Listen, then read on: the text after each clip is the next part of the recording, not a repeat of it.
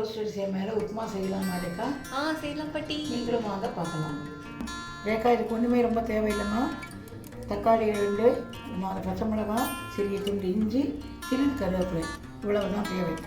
அப்புறம் என்ன வேணும்னா ரேகா, வறுத்த சேமியா ரோஸ்டடாக இதுக்கு நல்லாயிருக்கும் உப்புமாக்கு. அதனால் அதுதான் வச்சுட்டுருக்கேன். அது ஒரு 1/2 டீஸ்பூன் கடுகு, 1/2 டீஸ்பூன் உளுந்து, 1/2 டீஸ்பூன் கடலைப்பருப்பு, தேவையான அளவு உப்பு, 50 கிராம் எண்ணெய். ஓகே. அதில் வானலை வச்சுட்டு எண்ணெய் விடுவோம். பாட்டி நீ கேட்ட எண்ணெயை முதல்ல அதில் விடவும். கடுகு உளுந்து போட்டுடலாம். சரியா? ஓகே.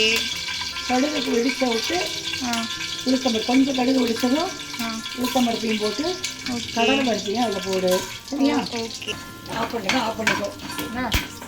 நல்லா சேப்பாயிடுதா? பச்சை மிளகாய் போடு, இஞ்சியை போடு, கருவேப்பிலை போடு. சரியா? ஓகே. போட்டுட்டிங்கன்னா அதை கொஞ்சம் வறுக்கணும். எண்ணெய் அடிக்கணும். அதுக்கப்புறம் தக்காளியை அதிலே போட்டுடுவோம். சரியா? ஓகே.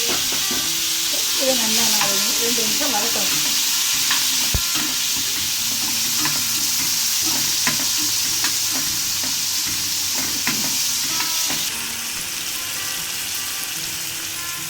நல்லா வதங்கணும். வதங்கினதுக்கு இதோட தண்ணி 1 கப்புக்கு 2 கப்பு தண்ணி, தேங்காய் உப்பு போட்டு நல்லா கொதிக்க விடணும்.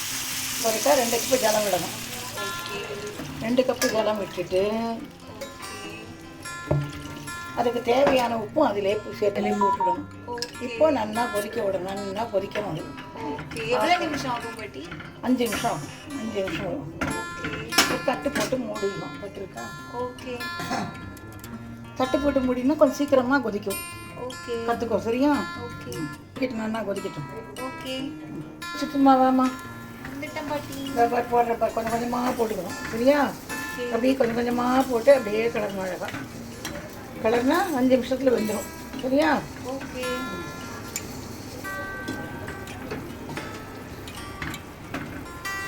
இப்போ திரும்பவும் கரண்டி போட்டு இதை மூடி வைக்கலாம். மூடி வச்சா சீக்கிரம் வந்துடும். சரியாம்மா? கற்றுக்கோ. 2 நிமிஷம் கலரிட்டு எடுத்தால் சரியாக போயிடும். அவ்வளோதான். 5 நிமிஷம் தான். 5 நிமிஷம் வேக விடணும். இதில் நம்ம வெங்காயம் போடாமல் பண்ணிடுவோம். வெங்காயம் போடாமல் வெங்காயம் பிடிக்காத வாழ்க்கை இது மாதிரி பண்ணி கொடுக்கலாம். வெங்காயம் சேர்த்துக்க கூடாது. கூட நம்ம ஆமாம். இது சக்கரை தொட்டும் சாப்பிடலாம். அப்படியே சாப்பிட்டாலும் ஒன்றுமே தொட்டுக்க வேண்டாம். இது சரியா?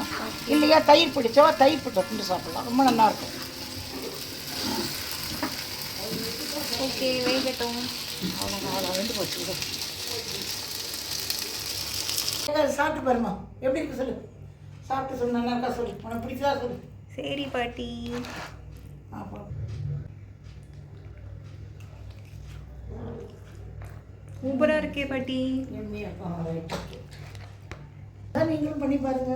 ஓகே பாட்டி.